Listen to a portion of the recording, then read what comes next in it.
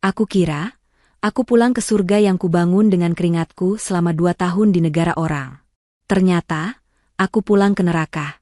Hatiku hancur saat melihat putriku satu-satunya, menangis kelaparan di luar rumah, basah kuyup kedinginan.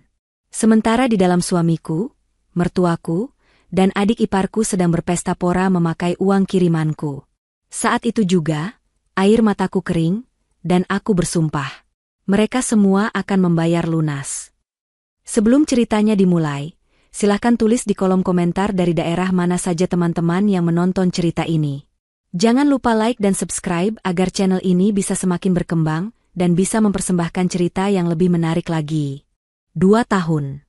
730 hari dihabiskan Andini di negeri orang, Korea Selatan. Setiap hari adalah perjuangan melawan dingin yang menusuk tulang dan panas pabrik yang membakar kulit. Selama 2 tahun, hidupnya hanya berputar pada 3 hal: bekerja, berhemat, dan mengirim uang pulang. Dia mengorbankan masa mudanya di Incheon, bekerja 14 jam sehari di pabrik komponen elektronik, tangannya kapalan dan punggungnya nyeri, hanya agar keluarganya di Indonesia bisa hidup layak. Pengorbanan itu terasa sepadan. Dari foto-foto yang dikirim Fahri, suaminya, rumah mereka sudah berdiri megah. Rumah 2 lantai bergaya minimalis modern, di kompleks perumahan yang asri. Dari uang yang ia kirim, utang-utang Fahri yang menumpuk karena judi bola sebelum ia berangkat, lunas. Kebutuhan Ibu Yati, mertuanya, selalu terpenuhi. Cindy, adik iparnya, bisa bergaya hidup mewah dan berkuliah di universitas swasta mahal. Dan yang terpenting, Kiara, putrinya yang kini berusia 8 tahun, bisa bersekolah di tempat terbaik. Malam itu, di dalam taksi yang membawanya dari Bandara Soekarno-Hatta, hati Andini membuncah. Dia sengaja tidak memberi kabar kepulangannya. Ini adalah kejutan. Dia sudah mematikan ponselnya sejak mendarat. Dia ingin melihat ekspresi wajah mereka secara langsung. Dia membayangkan pelukan hangat Kiara, senyum bangga Fahri, dan mungkin ucapan terima kasih dari Ibu Yati. Di dalam 2 koper besarnya, bukan hanya pakaiannya, tapi oleh-oleh mahal untuk mereka semua. Taksi mulai memasuki kawasan perumahannya. Hujan deras tiba-tiba turun, seolah menyambut kepulangannya dengan cara yang dramatis. Itu rumahnya, Pak. Yang gerbangnya hitam paling besar, kata Andini, suaranya sedikit bergetar karena haru. Taksi berhenti tepat di depan gerbang. Andini membayar, lalu menyeret kopernya di tengah hujan. Dia berdiri sejenak, memandang rumah itu. Rumah hasil keringatnya. Megah, kokoh, dan lampunya benderang. Namun, ada yang aneh. Tepat saat dia hendak menekan bel, dia mendengar suara tangisan. Tangisan anak kecil yang memilukan, nyaris tenggelam oleh deru hujan. Andini menajamkan pandangannya ke arah teras. Jantungnya serasa diremas. Di depan teras yang mewah itu, seorang anak perempuan kurus, basah kuyup, sedang menggedor-gedor pintu utama. Pakaiannya tipis dan lusuh. Buka Tante Cindy, Nenek, Ayah. Kiara lapar. Dingin. Itu Kiara. Itu putrinya. Kurus sekali, tidak seperti foto-foto yang Fahri kirimkan. Kenapa dia ada di luar? Kenapa dia tidak diizinkan masuk rumahnya sendiri? Andini membeku. Dia tidak jadi menekan bel. Dia bersembunyi sedikit di balik pilar gerbang, mengamati. Dari jendela besar di ruang keluarga, pemandangan neraka tersaji di depan matanya. Di dalam, hangat dan terang. Suaminya, Fahri, sedang tertawa terbahak-bahak. Di depannya, di atas meja kopi yang mahal, ada panggangan daging portabel. Mereka sedang pesta barbeque ala Korea. Ironis sekali, Fahri sedang memanggang potongan daging steak yang tebal. Di sofa, Ibu Yati melahap daging itu dengan rakus. Di sebelahnya, Cindy asyik mengambil foto makanan itu dengan ponsel terbarunya, sambil tertawa. Televisi layar datar 70 inci yang dibeli Andini bulan lalu menyala keras, menayangkan acara komedi. Mereka bertiga terlihat begitu bahagia, begitu kenyang, begitu hangat. Ayah, buka. Kiara kembali berteriak, suaranya serak. Cindy menoleh ke arah pintu. Dari balik kaca, Andini bisa melihat dengan jelas Cindy memutar bola matanya, terlihat jengkel. Cindy mengatakan sesuatu pada Fahri. Fahri hanya melambaikan tangan, menyuruh Cindy mengabaikannya, lalu kembali tertawa sambil menuang minuman ke gelas Ibu Yati. Mereka sengaja mengabaikan Kiara. Mereka sengaja membiarkan anak itu kedinginan dan kelaparan di luar, sementara mereka berpesta pora dengan uang hasil jerih payahnya. Dunia Andini runtuh. Udara terasa terisap habis dari paru-parunya. Rasa lelah 2 tahun bekerja, rasa rindu yang menyiksa, semua menguap. Yang tersisa hanyalah kehancuran. Pengorbanannya. Hijabnya yang basah kuyup menempel di wajahnya. Dia teringat bagaimana dia harus makan mie instan di akhir bulan agar bisa mengirim uang ekstra untuk biaya les piano Kiara yang diminta Cindy. Dia teringat Fahri yang menelepon, menangis, bilang dia hanya makan tempe karena kiriman telat seminggu. Semua bohong. Mereka telah menikmati kemewahan, sementara putrinya sendiri, darah dagingnya, mereka telantarkan seperti binatang. Hati Andini yang hancur berkeping-keping itu tidak berubah menjadi tangisan. Tidak. Kepingan itu berubah menjadi pecahan kaca yang tajam. Rasa sakit itu bermetamorfosis menjadi amarah yang dingin dan membeku. Dia tidak lagi merasa kedinginan. Yang ada hanya api di dalam dadanya. Dia tidak akan masuk. Dia tidak akan menggedor gerbang. Dia tidak akan menangis dan meminta penjelasan. Dia tidak akan memberi mereka kepuasan melihatnya hancur. Andini diam-diam mundur. Dia menyeret kembali kopernya yang berat ke jalan raya. Mereka belum tahu dia pulang. Mereka belum tahu mesin uang mereka sudah ada di sini. Dan mereka akan segera tahu, apa akibatnya jika membangunkan seekor naga yang sedang tidur. Dia menghentikan taksi lain yang kebetulan lewat. "Pak, cari hotel bintang 5 terdekat." Desisnya, suaranya serak namun penuh tekad. Di dalam taksi, dia menyalakan ponselnya. Ratusan notifikasi masuk. Dia mengabaikan semuanya. Dia membuka aplikasi perbankannya. Tabungannya masih ada. Sisa yang sengaja dia simpan di rekening pribadinya, yang tidak Fahri ketahui. Dia memesan kamar suite termewah. Malam ini, dia akan menyusun rencana. Mereka mengambil segalanya darinya. Sekarang, dia akan mengambil kembali apa yang menjadi miliknya, sepotong demi sepotong. Rencananya mulai terbentuk, jelas dan kejam. "Kalian yang memulai," bisiknya pada bayangan wajahnya di jendela taksi. "Kalian semua akan membayar." Pukul 1:30 dini hari. Alarm di ponsel mewah Andini bergetar pelan di atas meja nakas kamar hotel. Andini sudah bangun sejak 1 jam lalu. Dia sudah mandi air hangat, mengganti pakaiannya dengan satu setelan olahraga hitam polos yang ia beli di butik hotel. Dia telah memesan makanan mahal ke kamarnya, namun hanya menyentuh air mineralnya. Perutnya terlalu mual oleh amarah untuk bisa diisi. Dia memesan taksi daring, mengatur titik jemput di lobi hotel dan titik antar di sebuah jalan kecil, 1 blok dari rumahnya. Dia tidak ingin ada sopir taksi yang ingat wajahnya, atau mobil apa yang mengantarnya ke rumah itu. Pukul 2 pagi, jalanan sepi. Udara dingin pasca hujan menusuk kulit. Andini berjalan dalam bayang-bayang, memastikan tidak ada satu orang pun yang melihatnya. Rumah itu gelap gulita. Para penghuninya pasti sudah tertidur lelap. Kekenyangan setelah pesta menjijikan mereka. Andini bersyukur atas hujan deras tadi. Suara langkah kakinya yang pelan teredam oleh sisa gemericik air. Dia tidak menuju gerbang utama. Dia berjalan ke sisi rumah, ke area taman samping yang gelap. Sebelum berangkat ke Korea, dia menyembunyikan satu set kunci duplikat lengkap di bawah sebuah pot tanaman hias yang besar. Dia yang memilih pot itu. Dia yakin, orang-orang malas seperti Fahri dan keluarganya tidak akan pernah repot-repot merawat taman. Tangannya merogoh ke bawah pot. Benar saja. Kantong plastik berisi kunci itu masih ada, kering dan aman. Jantungnya berdebar kencang, bukan karena takut, tapi karena adrenalin. Dia membuka kunci gembok gerbang samping pelan-pelan. Tidak ada suara. Dia masuk, melintasi taman yang kini tak terurus, lalu menuju pintu samping yang langsung mengarah ke dapur. Kunci masuk ke lubang. Putar perlahan. Klik. Pintu terbuka. Hening. Andini melangkah masuk. Aroma pertama yang menyambutnya adalah bau busuk. Bau sisa makanan mahal yang dibiarkan membusuk di piring, bercampur dengan bau alkohol dan asap rokok. Rumah impiannya, rumah yang ia bersihkan dalam bayangannya setiap malam, kini kotor dan menjijikan. Piring-piring kotor menumpuk di wastafel. Sisa panggangan daging masih tergeletak di meja ruang tamu. Andini mengabaikan semua itu. Misinya hanya satu, Kiara. Dia menaiki tangga tanpa suara.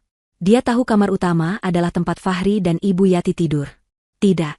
Kamar utama dipakai Fahri, sementara kamar tamu utama dipakai Ibu Yati. Cindy pasti ada di kamar tamu kedua. Dia membuka pintu kamar tidur Kiara. Kosong. Tempat tidurnya rapi, terlalu rapi. Seolah tidak pernah ditiduri. Di atasnya, tumpukan baju-baju kotor Cindy berserakan. Andini merasakan gelombang panik. Di mana anaknya? Dia memeriksa kamar mandi. Tidak ada. Dia kembali ke lantai bawah. Dia memeriksa dapur. Lalu dia mendengarnya. Suara rintihan pelan. Sangat pelan. Suara itu datang dari pintu belakang dapur, yang menuju ke sebuah gudang kecil tempat menyimpan perkakas dan pompa air. Hati Andini mencelos. Tidak mungkin mereka tega melakukan itu. Dia membuka pintu gudang yang tidak terkunci itu. Bau apek dan lembab. Menggunakan senter dari ponselnya, dia menyorot ke dalam. Dan di sanalah dia. Di sudut ruangan, di atas tumpukan karung bekas, putrinya, Kiara, meringkuk. Dia hanya beralas tikar tipis yang kotor. Tubuhnya menggigil hebat, memeluk sebuah boneka beruang tua yang sudah kehilangan satu matanya. Tidak. Andini terisak tanpa suara. Air matanya akhirnya jatuh, bercampur dengan amarah. Mereka membuat anaknya tidur di gudang, bersama tikus dan kecoak. Dia berlutut, menyentuh dahi Kiara. Panas. Anaknya demam tinggi. Ibu. Kiara mengigau dalam tidurnya. SSH, sayang. Ibu di sini. Ibu sudah pulang. Bisik Andini, suaranya pecah. Dia harus cepat. Dia melepaskan jaketnya, membungkus tubuh mungil Kiara dengan erat. Dia menggendong anaknya. Kiara begitu ringan, terlalu ringan untuk anak seusia 8 tahun. Sambil menggendong Kiara, Andini bergerak cepat. Misinya belum selesai. Dia tahu satu hal yang Fahri tidak tahu. Saat membangun rumah ini, Andini meminta dibuatkan brankas tersembunyi. Brankas itu ada di ruang kerja, yang kini diubah Fahri menjadi ruang bermain game. Dia masuk ke ruangan itu. Benar saja, bau rokok pekat sekali. Stik konsol berserakan. Andini menggeser lemari buku palsu yang menutupi dinding. Di baliknya, sebuah brankas tanam kecil. Dia memasukkan kombinasinya, tanggal lahir Kiara. Klik. Brankas terbuka. Di dalamnya, semua yang ia butuhkan. Sertifikat hak milik, SHM, atas namanya, Andini. Akta jual beli. Izin mendirikan bangunan, IMB. Semua asli. Dan di tumpukan paling bawah, sebuah buku catatan kecil berwarna hitam. Buku hitam, Fahri. Buku yang dia temukan sebelum berangkat ke Korea, berisi daftar utang-utang judi Fahri kepada rentenir, lengkap dengan nama dan nomor telepon. Fahri mengira buku itu hilang. Tapi Andini menyimpannya, sebagai jaminan. Dia mengambil semuanya. Dia memasukkan dokumen-dokumen itu ke dalam tas selempang kecil yang dibawanya. Dia berjalan keluar rumah, masih menggendong Kiara yang tertidur demam. Dia tidak mengunci kembali pintu samping. Dia membiarkannya sedikit terbuka. Dia berjalan cepat menuju jalan utama tempat taksi tadi menunggunya. Kembali di kamar hotel yang hangat, Andini membaringkan Kiara di kasur empuk berseprai putih bersih. Dia memesan sup hangat dan kompres dari layanan kamar. Dia membersihkan tubuh Kiara dengan handuk hangat, menggantikan pakaian lusuhnya dengan jubah mandi hotel yang lembut. Kiara sedikit tersadar. Ibu, ini mimpi? Bukan, sayang. Ini nyata.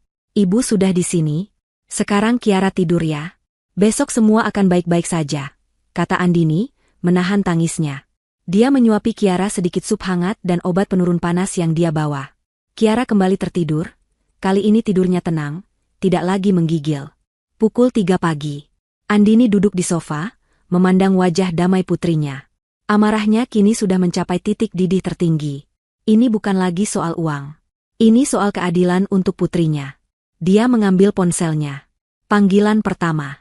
Halo, jasa kunci 24 jam? Saya Andini. Saya pemilik sah rumah di Jalan Elang nomor 4. Saya curiga ada penyusup di rumah saya. Saya minta semua gembok dan kunci rumah diganti total. Gerbang depan, gerbang samping, pintu utama, pintu belakang. Semuanya. Saya bayar 5 kali lipat. Anda harus tiba di sana pukul 4 pagi tepat. Panggilan kedua. Ke Pak Rahmat, seorang kenalannya yang bekerja di perusahaan listrik negara. Dulu, Andini pernah membantu biaya operasi jantung anak Pak Rahmat. Pak Rahmat, selamat pagi. Maaf mengganggu. Ini Andini. Saya dalam masalah besar. Saya di rumah saya di Jalan Elang, dan saya mencium bau kabel terbakar hebat. Saya takut terjadi kebakaran. Saya minta tolong sekali, putuskan aliran listrik rumah saya dari tiang utama sekarang juga. Ini darurat. Saya tidak bisa mematikan dari dalam. Pukul 4:30 pagi. Andini berdiri di balkon kamarnya, yang kebetulan menghadap ke arah kompleks perumahannya, meski dari kejauhan.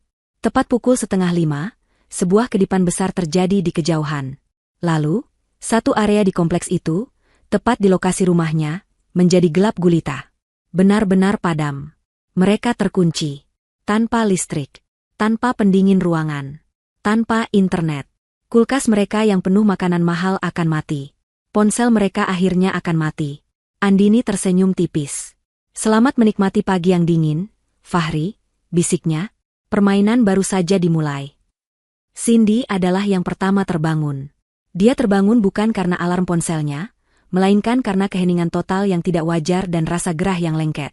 Dia biasa tidur dengan pendingin ruangan yang disetel di suhu 18 derajat.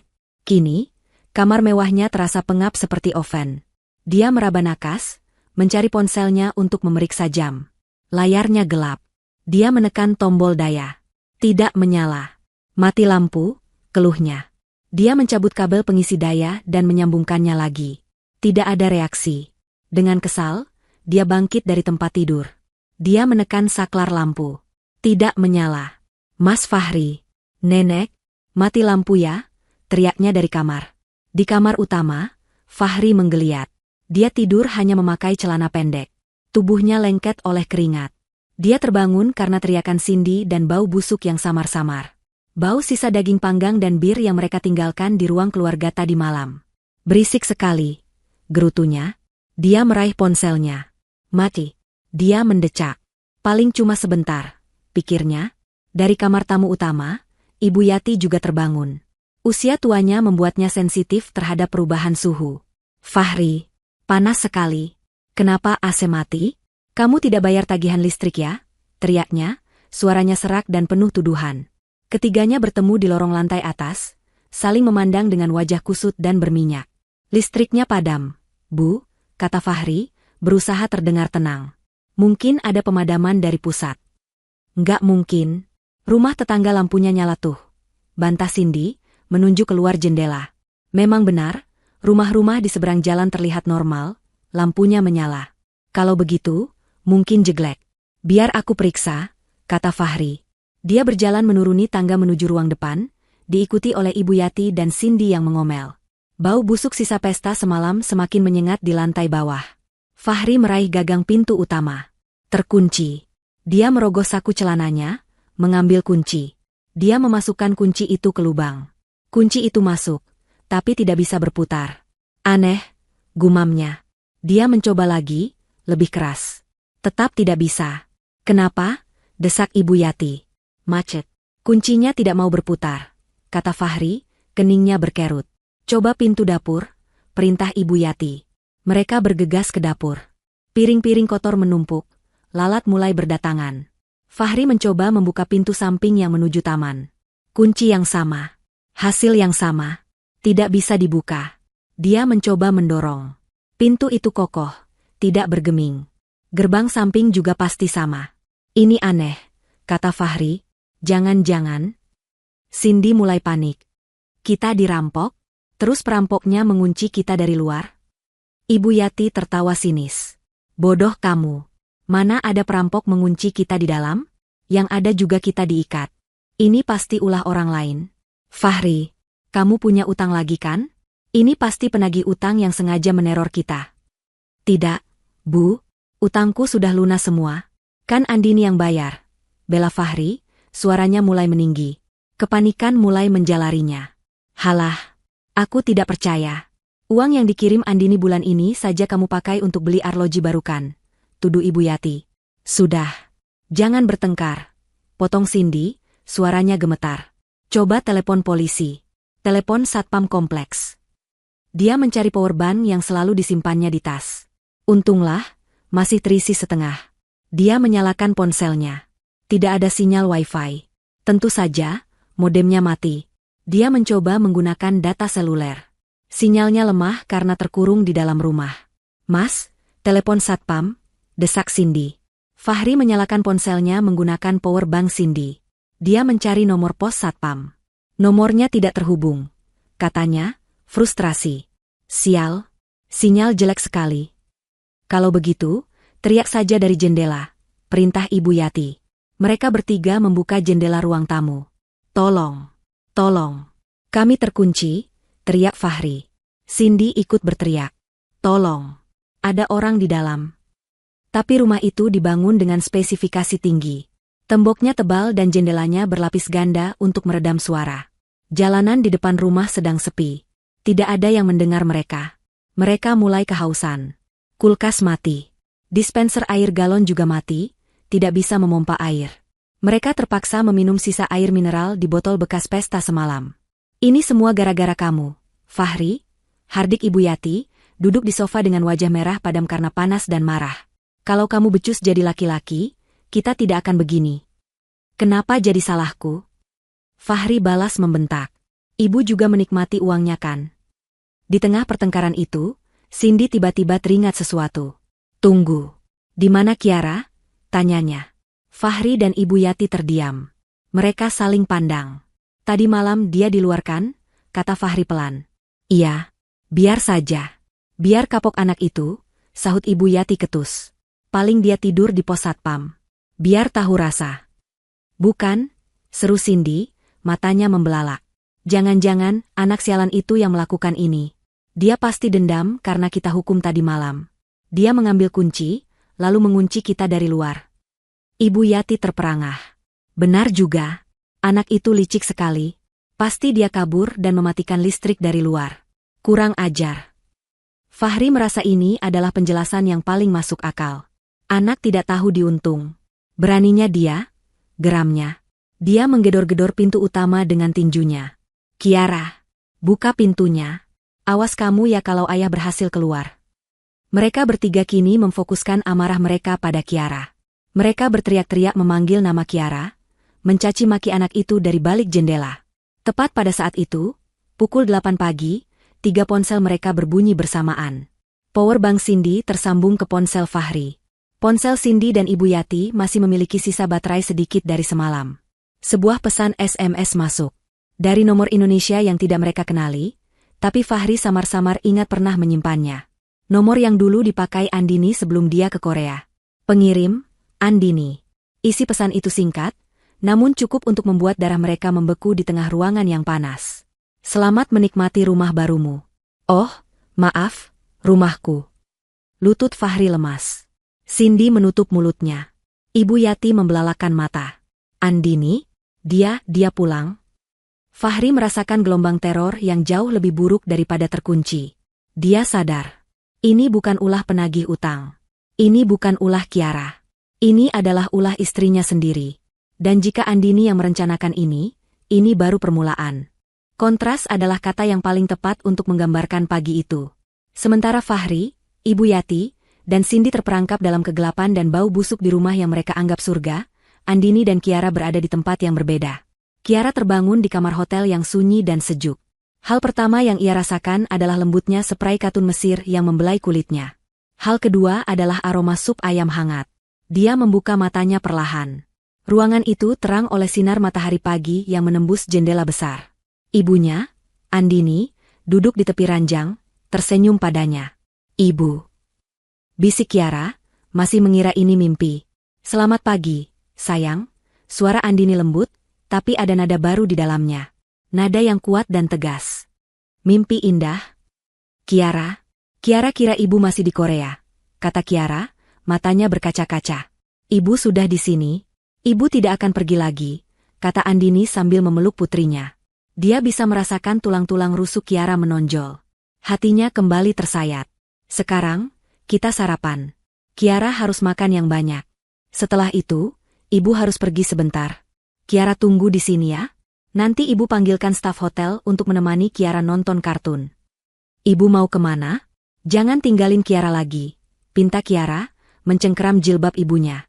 Andini menatap mata putrinya. Ibu janji, ibu hanya pergi sebentar. Ibu harus pergi ke Ban. Ibu harus mengambil kembali semua milik kita. Mulai hari ini, tidak ada lagi yang boleh menyakiti Kiara. Ibu janji. Pukul 9 pagi tepat. Andini melangkah keluar dari taksi, tepat di depan lobi kantor cabang utama bank tempat dia biasa mengirimkan uang. Dia tidak lagi terlihat seperti TKW yang kelelahan. Dia telah menggunakan sisa tabungan rahasianya untuk membeli satu setelan blazer berwarna biru tua yang elegan dan jilbab sutra yang serasi dari butik hotel. Dia terlihat seperti seorang pebisnis wanita yang sukses. Dia tidak mengantre di teller biasa. Dia langsung menuju layanan nasabah prioritas. Selamat pagi, saya Andini. Saya memiliki janji temu dengan manajer cabang. Ini sangat mendesak, katanya dengan tenang. Petugas itu sedikit terkejut melihat ketenangan dan otoritas dalam suara Andini. 5 menit kemudian, Andini sudah duduk di ruangan berpendingin sejuk, berhadapan langsung dengan manajer bank. Selamat pagi, Ibu Andini. Ada yang bisa saya bantu? Sapa manajer itu. Selamat pagi. Saya tidak akan membuang waktu Anda, Andini memulai. Dia membuka tasnya dan mengeluarkan sebuah map tebal. Selama 2 tahun terakhir, saya telah mentransfer dana lebih dari 2 miliar rupiah ke rekening di bank ini. Saya bekerja di Korea Selatan. Dia menyodorkan slip pengiriman, satu persatu. Uang itu ditujukan untuk melunasi utang suami saya, Fahri, dan untuk biaya hidup putri saya, Kiara. Kemudian, dia mengeluarkan map kedua. Ini adalah sertifikat hak milik rumah di Jalan Elang nomor 4. Atas nama saya, Andini. Murni dibeli dengan uang saya. Dia berhenti sejenak, lalu mengeluarkan ponselnya. Dia memutar video singkat yang dia rekam dari luar gerbang semalam. Video Kiara menangis kedinginan, kontras dengan pesta di dalam rumah. Ini yang terjadi tadi malam. Suami saya, ibu mertua saya, dan adik ipar saya berpesta menggunakan kiriman uang terakhir saya, sementara putri saya, pemilik rumah yang sah bersama saya, ditelantarkan di luar rumah dalam keadaan kelaparan. Manajer bank itu menatap layar ponsel Andini dengan wajah serius. Ekspresinya mengeras. Dan ini, Andini mengeluarkan, buku hitam, Fahri, adalah bukti bahwa suami saya memiliki riwayat utang judi yang parah. Saya menduga kuat dana yang saya kirimkan tidak hanya dipakai untuk foya-foya, tapi juga untuk hal-hal ilegal. Ini adalah penyalahgunaan dana yang sangat serius. Andini menarik napas. Saya di sini untuk satu alasan. Saya ingin membekukan semua aset. Rekening gabungan atas nama saya dan Fahri, saya minta dibekukan saat ini juga, dan semua sisa dana dipindahkan ke rekening pribadi baru atas nama saya. Semua kartu kredit tambahan atas nama Fahri, Ibu Yati, dan Cindy, saya minta diblokir permanen. Semua fasilitas kredit apapun yang mungkin pernah diajukan suami saya menggunakan nama saya sebagai penjamin, saya minta ditangguhkan untuk investigasi. Manajer itu menatap Andini, lalu ketumpukan bukti di mejanya. Bukti itu tak terbantahkan. Sertifikat rumah, bukti transfer yang konsisten, dan video penelantaran anak. Baik, Ibu Andini, kami akan proses permintaan Anda segera, katanya. Di saat yang sama, di rumah yang panas dan pengap itu, kepanikan telah mencapai puncaknya. Mereka bertiga kehausan dan lapar. Sisa baterai di powerbank Cindy tinggal sedikit. Ponsel mereka sudah tidak berguna untuk menelepon keluar karena sinyal yang buruk. Aku harus pesan makanan, pekik Cindy frustrasi. Aku bisa mati kelaparan di sini. Pakai apa bayarnya? Bodoh, bentak Ibu Yati. Listrik mati. Kita tidak bisa transfer. Bisa pakai kartu kredit. Aku masih hafal nomornya. Cindy membuka aplikasi ojek daring, memesan pizza dan minuman dingin dalam jumlah banyak. Dia memasukkan nomor kartu kredit tambahan yang selalu dibanggakannya. Dia menekan tombol, pesan. Beberapa detik kemudian, notifikasi muncul, transaksi gagal. Silakan hubungi bank penerbit kartu Anda. Gagal? Jerit Cindy. Kenapa gagal? Limitnya masih banyak. Fahri merebut ponsel itu. Biar aku coba pakai kartuku. Dia memasukkan nomor kartu kreditnya. Hasil yang sama. Transaksi gagal. Pasti karena listriknya padam, sistemnya error, kata Fahri, mencoba mencari alasan. Telepon bank, perintah Ibu Yati. Sekarang, pakai sisa baterai itu. Dengan tangan gemetar, Fahri menyambungkan ponsel Cindy ke powerbank yang hampir mati itu. Dia menelepon layanan pelanggan bank. Setelah menunggu beberapa saat, akhirnya tersambung. Selamat pagi, dengan Fahri di sini. Saya mau lapor. Kartu kredit saya tidak bisa digunakan. Padahal limit masih banyak. Pasti sistem kalian sedang bermasalah. Semprotnya. Mohon ditunggu, Bapak Fahri. Akan kami periksa. Baik. Sesuai data kami, kartu kredit Anda dengan nomor sekian, dan kartu kredit tambahan atas nama Ibu Yati dan Ibu Cindy, telah diblokir secara permanen efektif 10 menit yang lalu. Darah serasa surut dari wajah Fahri. Diblokir? Kenapa? Siapa yang berani memblokir? Atas permintaan dari pemilik kartu utama sekaligus pemilik dana rekening induk, Ibu Andini, Pak, jawab suara di seberang dengan nada datar. Seluruh rekening gabungan Anda juga telah dibekukan. Jika ada pertanyaan lebih lanjut, silakan hubungi Ibu Andini secara langsung. Sambungan terputus. Ponsel itu mati, powerbank habis total. Fahri terdiam. Dia menatap Ibu Yati dan Cindy dengan pandangan kosong. Diblokir, bisiknya. Semuanya.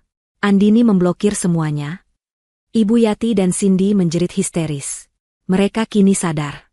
Mereka terperangkap di rumah mewah, tanpa listrik, tanpa air minum, tanpa makanan, dan sekarang tanpa uang sepeser pun.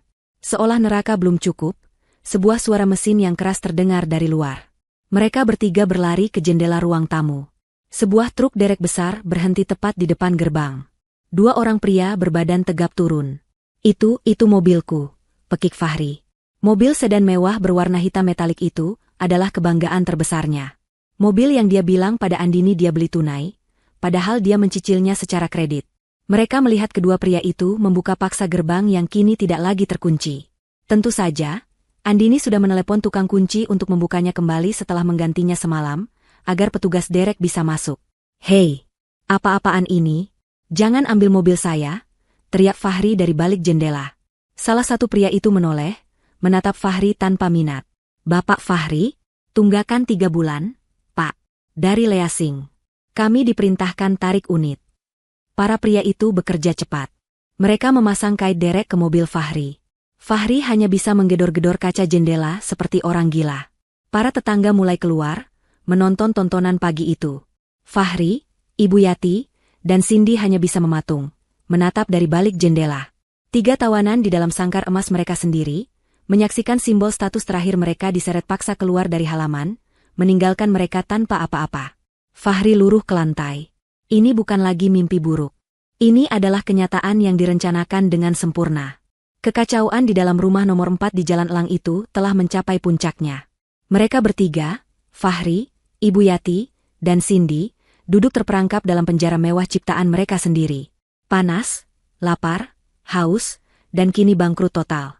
Mereka saling menyalahkan dengan suara serak, pertengkaran mereka sudah kehabisan tenaga, berganti menjadi keputusasaan yang sunyi.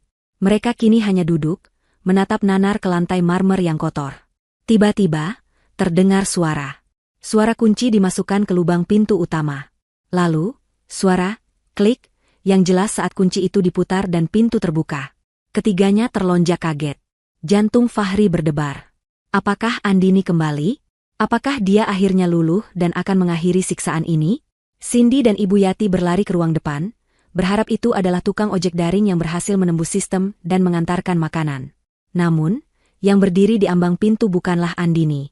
Itu adalah seorang pria parubaya yang tidak mereka kenali, mengenakan kemeja batik mahal dan membawa tas kulit. Di belakangnya, berdiri 2 orang satpam berseragam lengkap, berbadan tegap, dan berekspresi datar. "Permisi." Fahri melangkah maju, berusaha terlihat seperti pemilik rumah.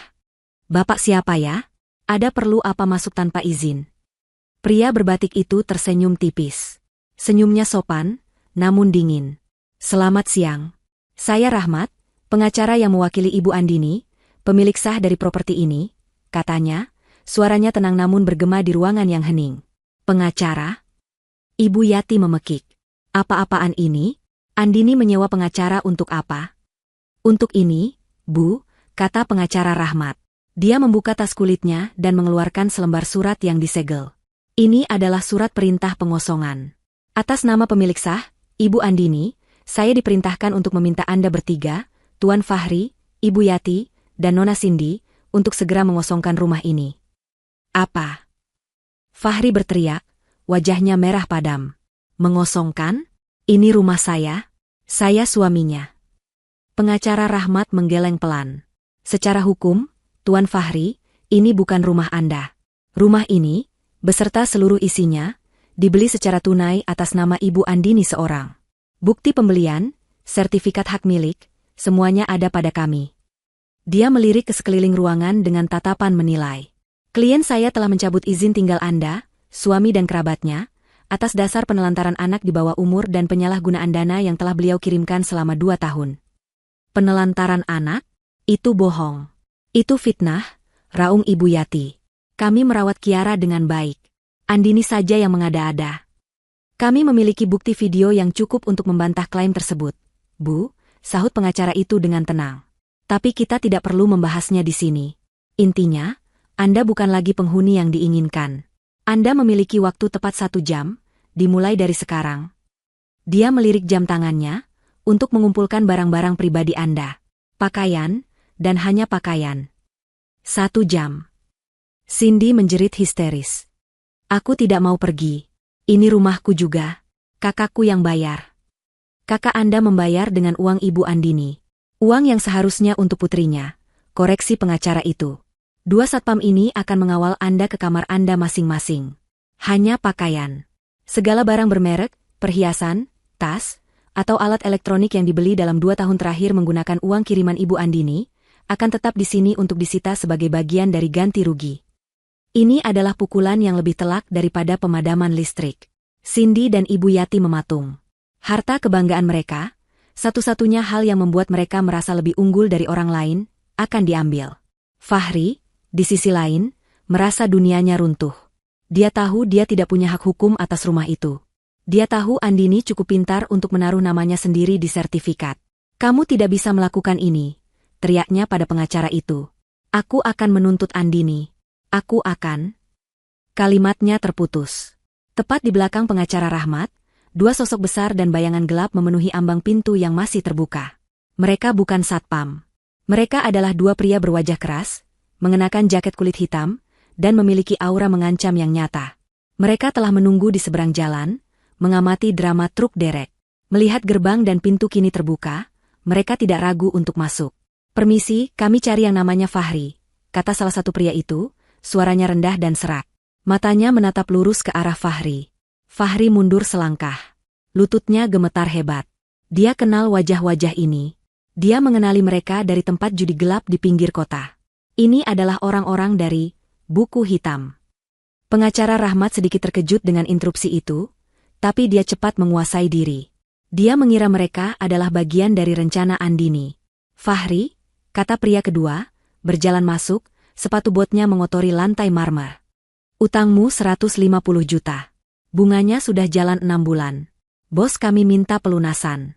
Hari ini, sekarang. Ibu Yati dan Cindy terperangah. Mereka menatap Fahri dengan ngeri. Utang? Desis Ibu Yati. Utang apa lagi, Fahri? Bukannya sudah lunas semua dibayar Andini? Kamu bohong lagi sama kami, pekik Cindy. Fahri pucat pasi. Dia tidak bisa bernapas. Aku tidak punya uang. Kartuku diblokir. Katanya tergagap. Pria pertama tertawa, tawa yang tidak ada lucunya. Kami tidak terima kartu kredit. Kami hanya terima tunai. Atau? Matanya melirik ke sekeliling ruangan. Barang. Tunggu. Fahri panik. Dia melihat ke arah pengacara. Tolong aku, Pak. Usir mereka. Ini rumahku. Mereka tamu tidak diundang. Pengacara Rahmat mengangkat alis. Tuan Fahri, saya ingatkan sekali lagi, ini bukan rumah Anda. Dan waktu 1 jam Anda sudah berjalan 5 menit. Bayar utangmu, Fahri. Pria berjaket kulit itu mencengkeram kerah ke meja Fahri yang lepek. Atau kamu ikut kami ke kantor. Lepaskan. Aku tidak punya. Fahri meronta. Kekacauan total pecah. Ibu Yati menjerit-jerit. Cindy menangis di sudut. Para satpam bersiaga, tapi tugas mereka bukan untuk melawan penagih utang. Pengacara Rahmat dengan tenang menelepon seseorang, mungkin polisi. Dan para tetangga, yang sudah tertarik oleh kedatangan pengacara dan satpam, kini berkumpul di depan gerbang yang terbuka lebar. Mereka menonton tontonan paling dramatis di kompleks itu. Di tengah puncak kekacauan itulah, sebuah mobil Alphard hitam metalik yang mewah berhenti di seberang jalan. Pintu gesernya terbuka tanpa suara. Andini melangkah keluar. Dia mengenakan blazer biru tuanya, hijabnya rapi, dan kacamata hitam besar menutupi matanya. Dia terlihat tenang, kontras dengan kekacauan di halaman rumahnya. Di sampingnya, putrinya, Kiara, turun. Kiara tidak lagi memakai baju lusuh. Dia mengenakan gaun katun berwarna kuning cerah, rambutnya dikuncir rapi, dan di tangannya ada sebuah es krim stroberi yang dia jilat dengan gembira. Semua mata tertuju pada mereka. Fahri, yang sedang dicengkeram kerahnya, membeku. Ibu Yati berhenti menjerit. Cindy berhenti menangis. Para penagih utang melonggarkan cengkeraman mereka, bingung. Para tetangga berbisik-bisik. Andini mengangkat dagunya. Dia menatap lurus ke arah suaminya yang menyedihkan. "Cari apa, Mas Fahri?" Suaranya terdengar jelas dan mantap, memotong keributan. Dia merogoh tas tangannya, mengeluarkan sebuah buku catatan kecil berwarna hitam yang sudah usang. Dia mengangkatnya tinggi-tinggi agar Fahri bisa melihatnya. "Mungkin ini yang Mas cari?" Matahari siang itu terasa membakar kulit, tapi tidak ada yang lebih panas dari wajah Ibu Yati. Panggung sandiwara telah tercipta di halaman rumahnya sendiri, atau lebih tepatnya, rumah Andini. Para tetangga berkerumun, ponsel mereka terangkat, siap merekam. Para penagih utang memegang Fahri. Pengacara dan satpam berjaga di pintu. Dan di sana, di seberang jalan, berdiri Andini, sang ratu yang kembali mengambil tahtanya. Melihat kerumunan, naluri aktris Ibu Yati mengambil alih. Ini adalah kesempatannya untuk membalikan keadaan, untuk merebut simpati publik. Dia melepaskan sandalnya, berlari keluar ke teras, dan menjatuhkan dirinya ke lantai, bersujud. "Tolong, bapak-bapak, ibu-ibu, lihatlah menantu durhaka ini." Ibu Yati meraung, air mata buaya langsung mengalir deras. Dia berguling-guling di teras yang kotor.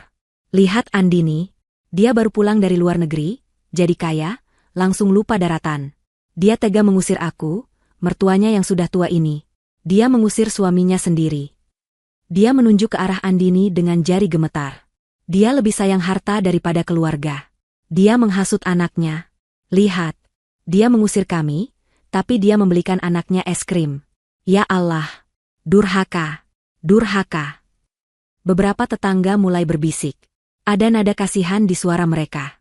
"Wah, kasihan ya Bu Yati. Kok Andini tegas sekali," kata seorang ibu.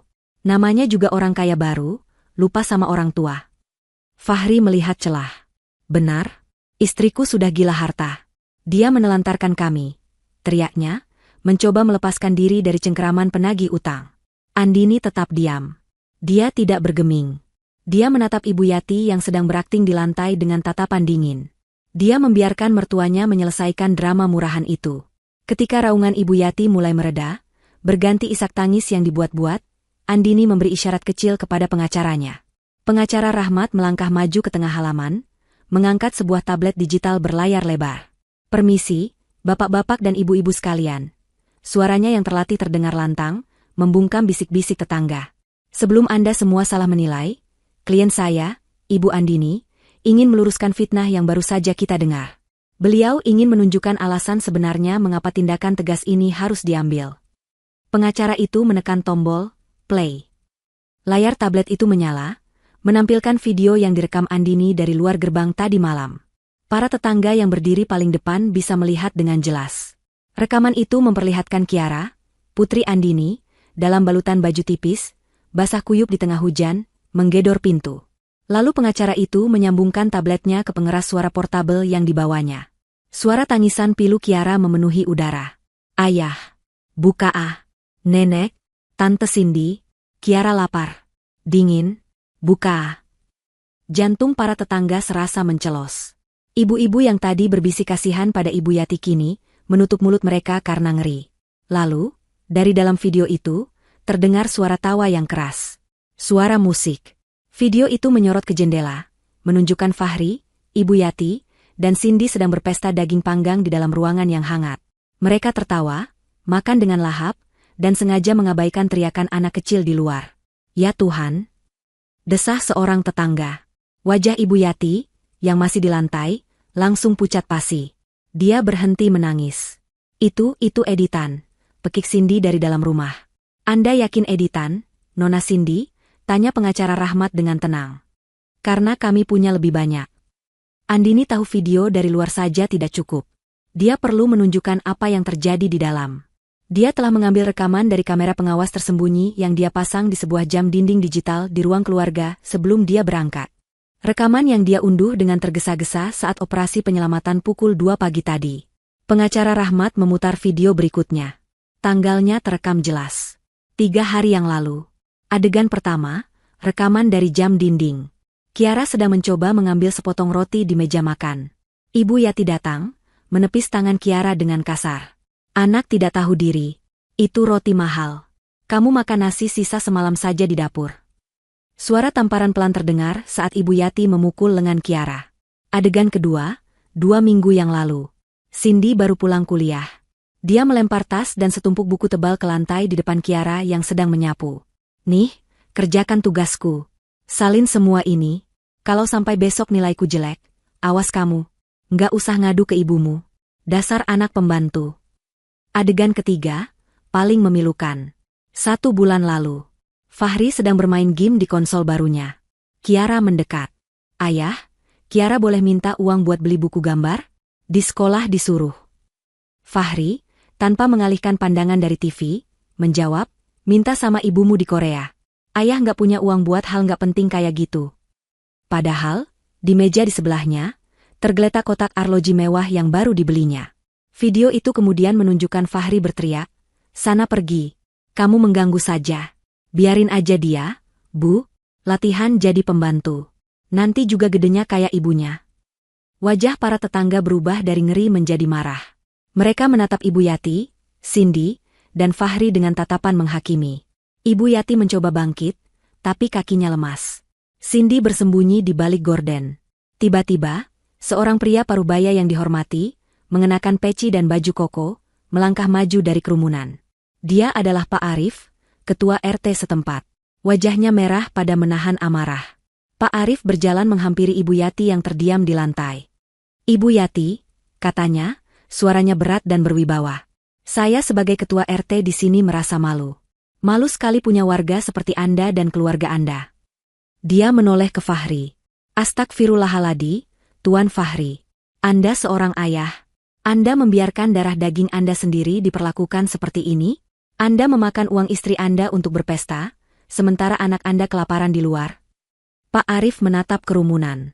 Ini bukan lagi urusan rumah tangga. Ini adalah kejahatan. Ini penelantaran anak. Ini perbuatan yang tidak bisa dimaafkan. Ibu Yati dan Cindy kini menangis sungguhan. Bukan air mata buaya, tapi air mata malu dan takut. Aib mereka terbongkar di depan semua orang. Para penagih utang yang memegang Fahri tampak semakin jijik. Kami mungkin penagih utang, Bu, kata salah satunya kepada Ibu Yati.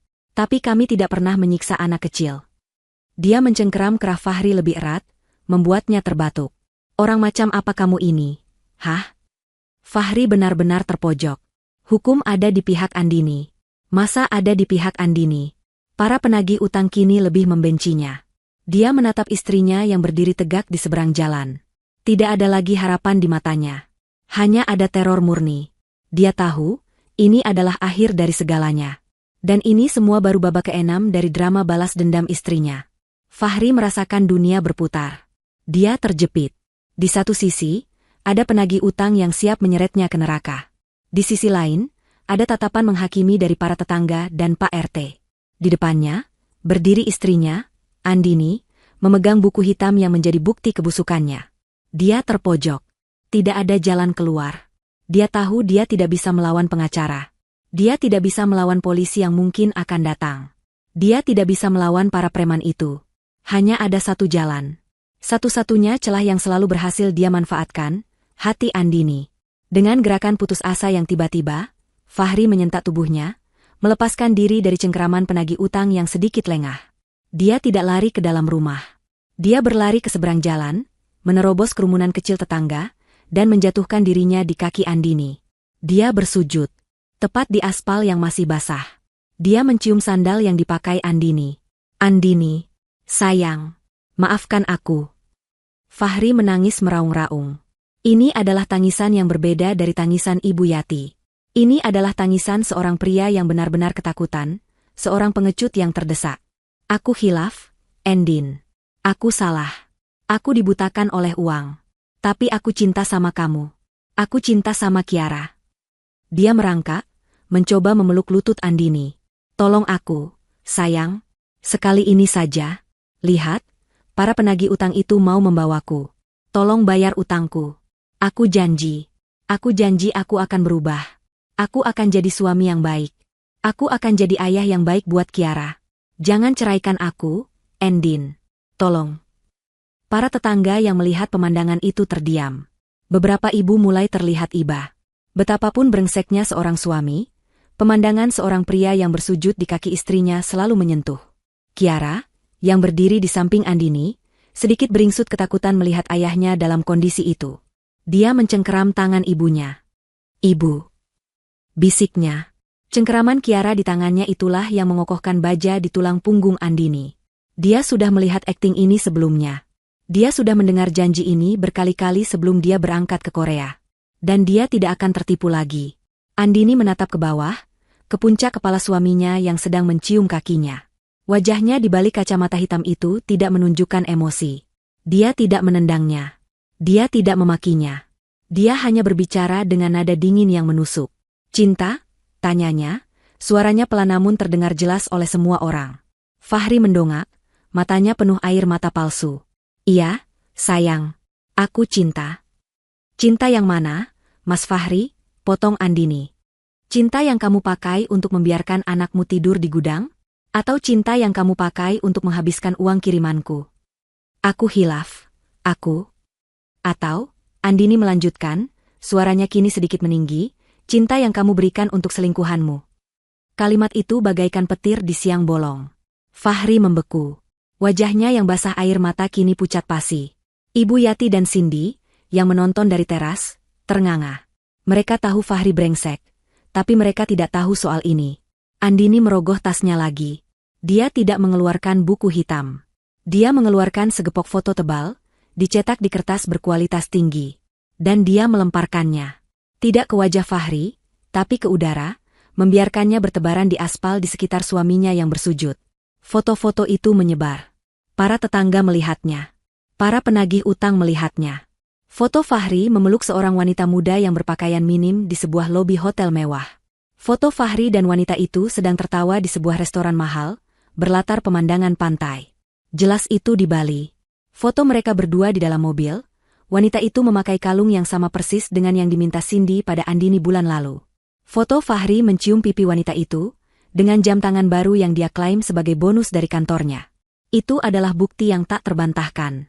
Pukulan terakhir yang menghancurkan sisa-sisa martabat Fahri. Itu bukan. Fahri tergagap. Mencoba mengumpulkan foto-foto itu, tapi sudah terlambat. Semua orang sudah melihat. "Itu yang kamu lakukan," desis Andini, suaranya kini bergetar karena amarah yang tertahan. "Saat aku bekerja seperti budak di pabrik, menahan dinginnya salju Korea, kamu berlibur di Bali dengan uangku. Saat aku makan mie instan agar bisa menabung, kamu membelikannya perhiasan. Dan saat anakmu menangis kelaparan, kamu membelikannya steak. Kamu bilang kamu cinta aku." Andini tertawa. Tawa yang dingin dan penuh luka. "Cinta kamu tidak ada harganya, Fahri. Dan uangku sudah habis untukmu." Fahri terdiam. Dia tahu dia kalah. Para penagih utang sudah kehilangan kesabaran. Mereka sudah melihat semuanya. Mereka tahu pria ini bangkrut, pembohong, dan penipu. Tidak ada uang yang bisa diharapkan. "Sudah selesai dramanya," kata salah satu preman itu. Dia maju dan menarik kerah Fahri, menyeretnya berdiri. "Kami tidak peduli dengan selingkuhanmu. Kami cuma mau uang kami." "Aku tidak punya," jerit Fahri. "Kalau begitu kamu harus jelaskan itu pada bos kami." Preman itu mulai menyeret Fahri menuju mobil van hitam mereka yang diparkir tidak jauh. Saat itulah, sebuah mobil patroli polisi berbelok ke jalan elang, sirinenya meraung pelan. Mobil itu berhenti tepat di tengah kerumunan. Pengacara Rahmat yang tadi menelepon, segera menghampiri petugas. 2 orang polisi berseragam turun. "Ada keributan apa ini?" Sebelum penagih utang itu bisa kabur, Pak RT Arif melangkah maju. "Pak Polisi, syukurlah Bapak datang. Saya ketua RT di sini. Kami semua, warga, menjadi saksi atas apa yang terjadi di rumah ini." Pak Arif menunjuk Fahri yang masih dicengkeram penagih utang. Pria ini, Tuan Fahri, telah melakukan tindak pidana. Dia menelantarkan putri kandungnya sendiri, Kiara, yang masih berusia 8 tahun. Dia membiarkan anaknya tidur di gudang dan kelaparan di luar rumah, sementara dia berpesta pora di dalam. "Kami punya buktinya." Polisi itu menatap Fahri dengan tajam. "Penelantaran anak?" Andini melangkah maju, kini melepaskan kacamata hitamnya. Matanya merah, tapi tatapannya tajam. "Saya istrinya, Pak. Dan saya ibu dari korban," katanya dengan suara mantap. "Saya pemilik sah rumah ini. Saya ingin membuat laporan resmi. Bukan hanya atas penelantaran anak, tapi juga atas penipuan dan penggelapan dana yang dia lakukan selama 2 tahun saya bekerja di Korea Selatan. Polisi itu kini punya alasan kuat. Lepaskan dia, kata polisi itu kepada penagih utang. Tapi dia punya utang pada kami, Pak, protes preman itu. Itu urusan perdata. Kalian bisa selesaikan di pengadilan. Tapi ini, polisi itu menunjuk Fahri, adalah urusan pidana. Lepaskan, atau kalian kami bawa juga karena main hakim sendiri. Para preman itu mengumpat, tapi mereka melepaskan cengkeraman mereka. Mereka tahu mereka tidak bisa menang melawan polisi dan satu RT. Salah satu dari mereka meludahi Fahri. Awas kamu kalau keluar penjara. Ancam mereka, sebelum bergegas masuk ke van dan pergi. Fahri kini berdiri sendirian, di antara polisi dan pengacaranya Andini. Pak, saya bisa jelaskan ini salah paham. Polisi itu tidak mendengarkan. Dia mengeluarkan borgol. Anda kami bawa ke kantor untuk dimintai keterangan atas laporan penelantaran anak. Klik. Besi dingin itu mengunci pergelangan tangan Fahri. Suara itu adalah suara akhir dari segalanya. Fahri menatap Andini dengan putus asa. Saat polisi menggiringnya ke mobil, dia melemparkan satu tatapan terakhir. Bukan lagi tatapan memohon, tapi tatapan penuh kebencian. Kamu akan menyesal, Andini, desisnya. Andini hanya memeluk Kiara lebih erat. Kamulah yang sudah menyesal, Mas, balasnya pelan. Fahri didorong masuk ke mobil patroli. Ibu Yati dan Cindy menjerit histeris dari teras, melihat satu-satunya harapan mereka, satu-satunya kapal yang mereka tumpangi, kini digelandang seperti penjahat. Mobil polisi itu melaju, membawa Fahri pergi dari kehidupan mereka selamanya. Hening. Suara sirine polisi yang menjauh meninggalkan kekosongan yang memekakkan telinga. Para penagih utang sudah pergi. Fahri sudah ditangkap. Para tetangga masih berkerumun, tapi mereka mulai berbisik-bisik pelan, merasa tontonan utamanya sudah berakhir. Kini, semua mata tertuju pada dua sosok yang tersisa di teras rumah mewah itu, Ibu Yati dan Cindy. Mereka berdiri mematung, wajah mereka pucat dan basah oleh air mata dan keringat. Harapan mereka telah sirna bersama mobil patroli tadi. Pengacara Rahmat melirik jam tangannya sekali lagi. Dia melangkah maju melewati gerbang yang terbuka, suaranya tenang namun tanpa ampun. Seperti yang saya katakan, waktu Anda untuk berkemas tinggal 30 menit. Kata-kata itu menyentak Ibu Yati dan Cindy dari kelumpuhan mereka. Realitas baru menghantam mereka. Fahri tidak ada lagi untuk melindungi mereka. Uang tidak ada lagi. Mereka benar-benar akan diusir. Naluri bertahan hidup mereka yang egois mengambil alih. Mereka tidak lagi menangisi Fahri. Mereka berlari masuk ke dalam rumah. Pakaianku. Tasku, pekik Cindy. Emasku, jerit Ibu Yati. Mereka berdua berlari ke kamar masing-masing, melupakan rasa lapar dan haus. Kedua satpam yang disewa Andini mengikuti mereka dengan tenang, memastikan mereka tidak merusak apapun. Andini dan Kiara kini berjalan pelan, melintasi jalan, dan berdiri di ambang pintu rumah mereka. Andini tidak masuk. Dia hanya berdiri di sana, membiarkan pengacaranya yang mengurus. Dari ruang tamu, terdengar suara keributan. Suara laci dibanting, lemari digeser. Ibu Yati keluar dari kamarnya sambil menyeret koper kecil, tapi tangannya juga memegangi sebuah kotak perhiasan kayu besar. Cindy berlari keluar dari kamarnya, mencoba membawa 3 tas branded sekaligus dan sebuah koper besar yang sepertinya penuh dengan sepatu dan pakaian mahal. Mereka berdua bertemu di tangga, saling dorong. Awas, tasku mahal, bentak Cindy. Emasku lebih penting, balas Ibu Yati. Mereka terburu-buru menuruni tangga dan mencoba berlari ke pintu keluar. Namun, pengacara Rahmat dan 2 satpam itu sudah menunggu, memblokir jalan mereka. Maaf, Ibu, Nona, kata pengacara Rahmat, menghentikan mereka. Apalagi, ini barang-barang kami. Sentak Cindy, memeluk erat tasnya. Saya ulangi instruksi klien saya, kata pengacara itu dengan sabar. Anda hanya diizinkan membawa pakaian pribadi yang melekat di badan, dan beberapa helai pakaian ganti secukupnya. Di dalam 1 tas jinjing kecil. Dia menunjuk ke koper besar Cindy dan kotak perhiasan Ibu Yati. Semua barang mewah itu, tas, sepatu, perhiasan, ponsel, laptop, apapun yang dibeli menggunakan uang kiriman dari Ibu Andini, akan disita. Tidak bisa. Ibu Yati memeluk kotak perhiasannya. Ini punyaku. Ini simpananku. Sita, kata pengacara itu singkat kepada satpam. Salah satu satpam dengan sigap namun tegas mengambil kotak perhiasan itu dari pelukan Ibu Yati. Lepaskan, Bu. Ibu Yati meronta, tapi tenaga satpam itu jauh lebih kuat. Jangan Aan. Satpam kedua mengambil koper dan tas-tas dari tangan Cindy. Cindy menjerit dan mencoba mencakar, tapi satpam itu hanya menghindarinya. Punya saya. Itu tas Gucci. Itu Prada. Itu dibelikan Mas Fahri. Yang dibeli dengan uang Ibu Andini, sahut pengacara Rahmat.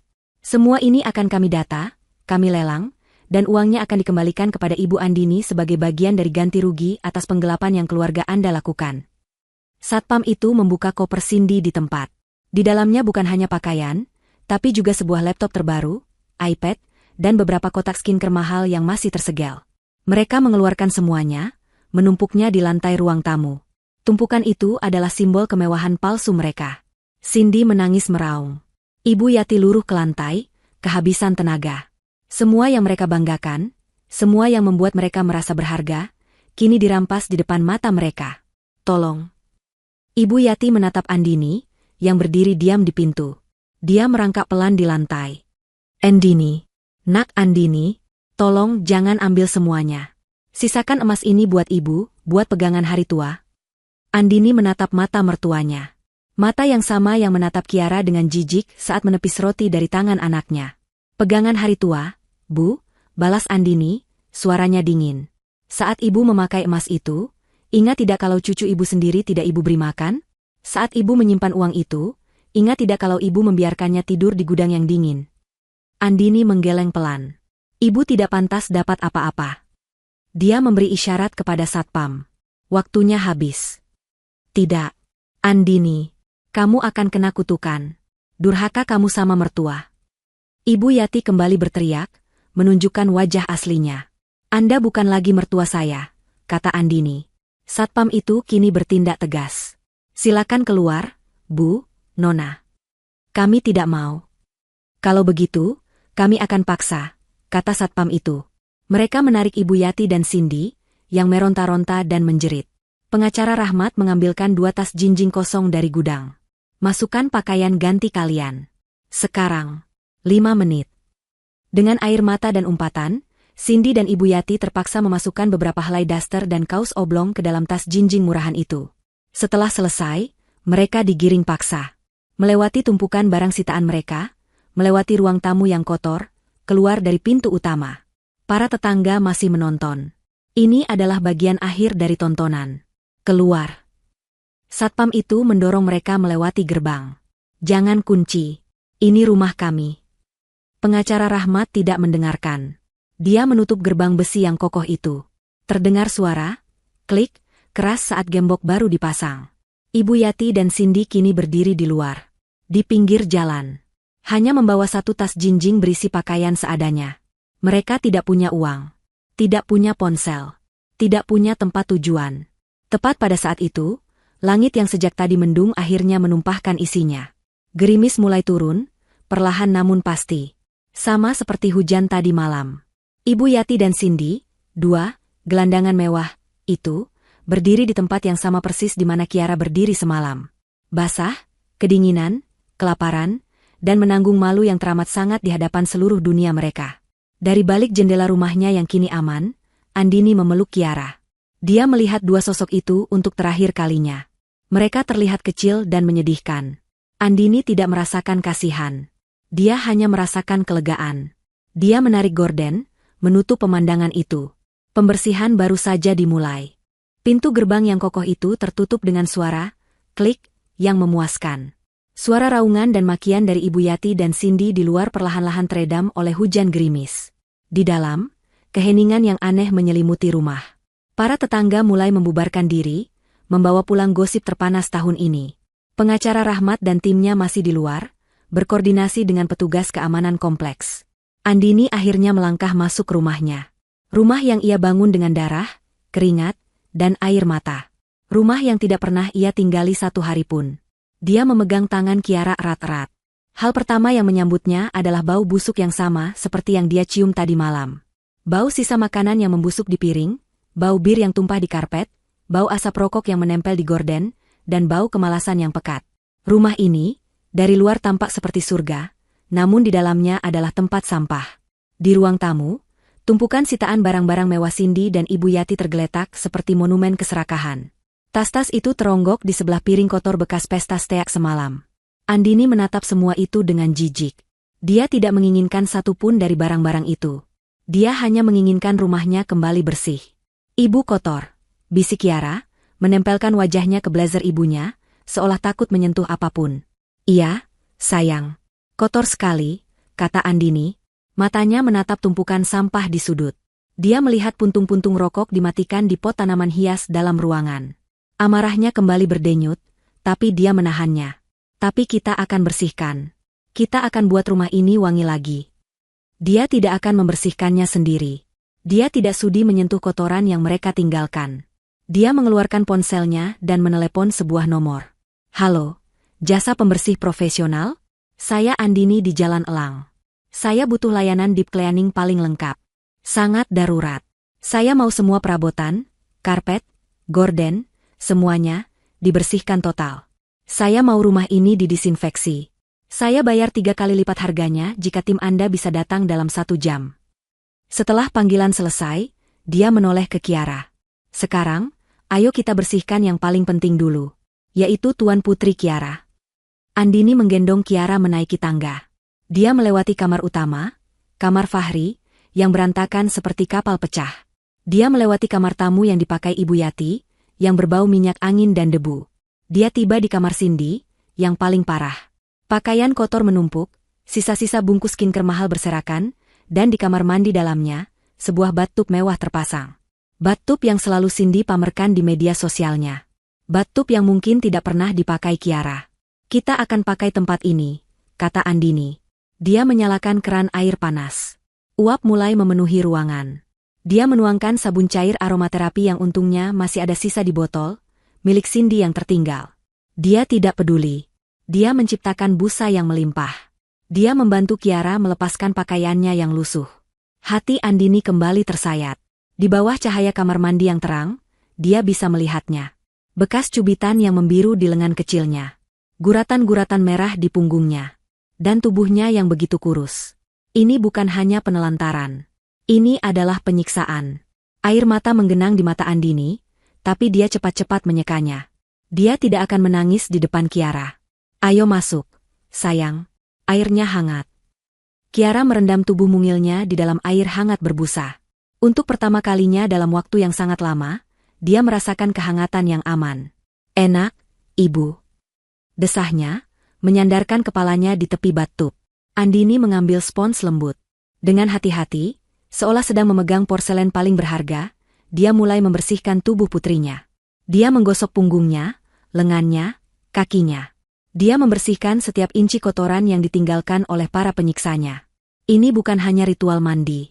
Ini adalah ritual pembersihan trauma. Mulai sekarang, bisik Andini sambil keramas di rambut Kiara, tidak ada yang boleh menyentuhmu seperti ini lagi.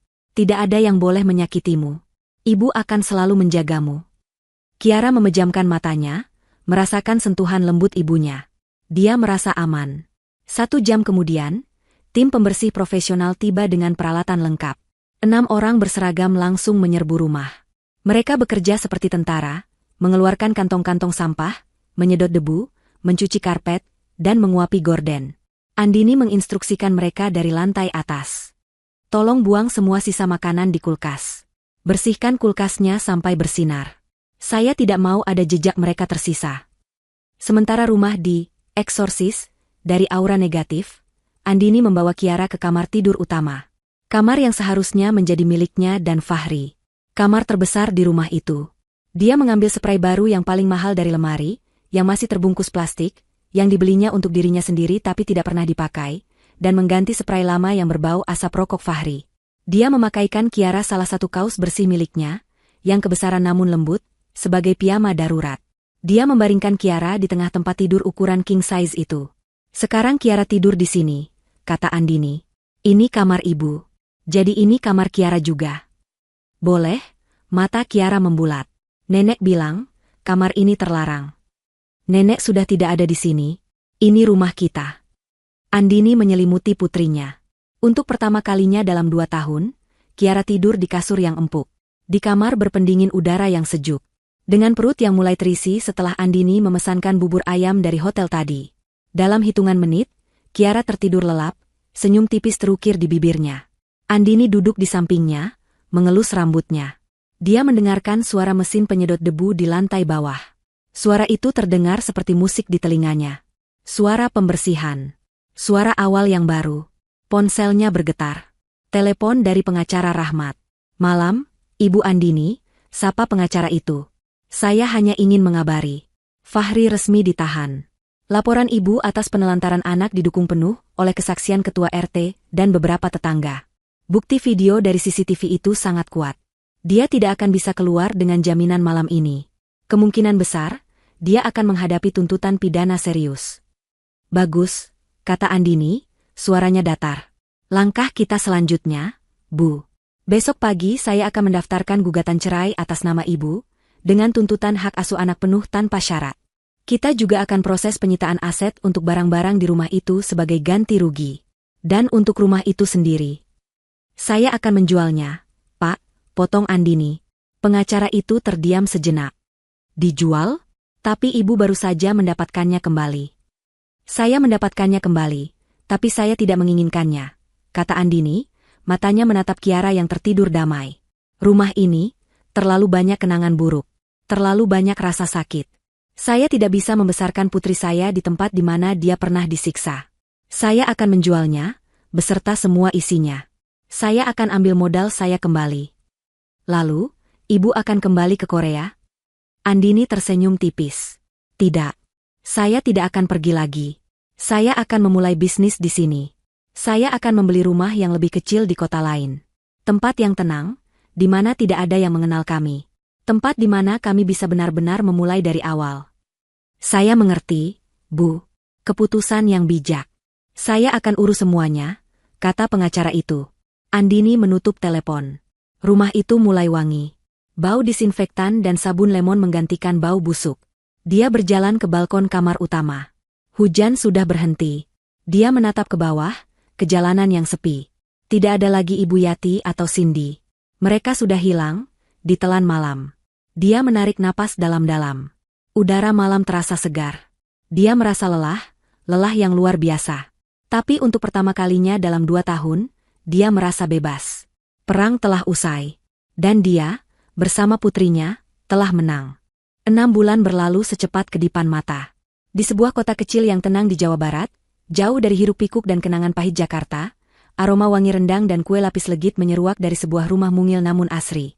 Halaman rumah itu dipenuhi tanaman hias yang terawat, dan di dapurnya yang bersih dan modern, kesibukan dimulai sejak subuh. Ini adalah dapur, catering Andini, sebuah bisnis catering rumahan yang sedang naik daun. Andini, dengan jilbab sederhana dan celemek, bergerak lincah. Dia tidak lagi terlihat seperti TKW yang kelelahan, juga tidak terlihat seperti wanita kaya raya yang penuh dendam. Dia terlihat seperti dirinya sendiri, seorang ibu yang bahagia dan seorang pengusaha wanita yang sukses. Di meja makan, Kiara, yang kini pipinya tembam dan kulitnya bersinar sehat, sedang menyelesaikan sarapannya sebelum berangkat sekolah. Dia mengenakan seragam putih merah yang rapi. Dia sudah bisa membaca dengan lancar dan baru saja memenangkan lomba menggambar di sekolahnya. Dia tidak lagi pemalu atau ketakutan. Dia ceria, banyak bicara, dan selalu tertawa. "Ibu, hari ini pesanan nasi kuningnya ada 100 kotak ya? Kiara bantu tempel stikernya ya," seru Kiara. "Boleh, sayang. Habiskan dulu susunya," jawab Andini sambil tersenyum. Rumah di Jalan Elang sudah lama terjual. Laku keras, karena lokasinya yang strategis. Andini menjualnya beserta semua perabotan mewah di dalamnya. Dia tidak mau membawa satu barang pun dari masa lalu. Uang hasil penjualan itu, ditambah sisa tabungannya, ia gunakan sebagai modal usaha dan membeli rumah kecil ini secara tunai. Kehidupannya kini damai. Dia bekerja keras, tapi untuk dirinya sendiri dan putrinya. Dia tidak lagi mengirim uang untuk parasit. Dia menabung untuk masa depan pendidikan Kiara. Surat cerai resminya telah datang sebulan yang lalu. Pengadilan mengabulkan semua tuntutannya. Hak asuh Kiara jatuh penuh ke tangannya, 100%. Fahri tidak mendapatkan apa-apa. Andini membaca surat itu sekali, lalu menyimpannya dengan rapi di dalam map dokumen. Itu hanyalah selembar kertas, penutup bab yang sudah lama ia selesaikan. Lalu, bagaimana kabar para antagonis? Andini tidak pernah mencari tahu. Dia tidak peduli. Tapi dunia terkadang sekecil daun kelor. Seorang pelanggan cateringnya, yang kebetulan berasal dari kompleks perumahan lamanya, menceritakan semuanya. Karma telah bekerja dengan caranya yang sempurna. Fahri, sang suami, dinyatakan bersalah dalam persidangan. Bukti video penelantaran Kiara, kesaksian Pak RT, dan rekam jejak penggelapannya terlalu kuat. Dia divonis 2 tahun penjara. Dia kehilangan segalanya. Istri, anak, rumah, mobil, dan kebebasannya. Di penjara, dia tidak pernah dijenguk. Baik Ibu Yati maupun Cindy tidak pernah datang. Mereka terlalu sibuk dengan masalah mereka sendiri. Dia menjadi pesakitan yang dilupakan, kurus kering, dan penuh penyesalan yang sudah tidak ada gunanya. Ibu Yati, sang ratu yang sombong, mengalami kejatuhan paling telak. Setelah diusir, dia dan Cindy sempat menjadi gelandangan selama beberapa hari. Akhirnya, dia menelan harga dirinya dan menelepon kerabatnya di desa, meminta dijemput. Dia kembali ke kampung halamannya di Jawa Tengah, tapi bukan sebagai orang kota yang sukses. Dia kembali sebagai pecundang. Untuk bertahan hidup, wanita tua yang dulu selalu dilayani itu kini harus bekerja.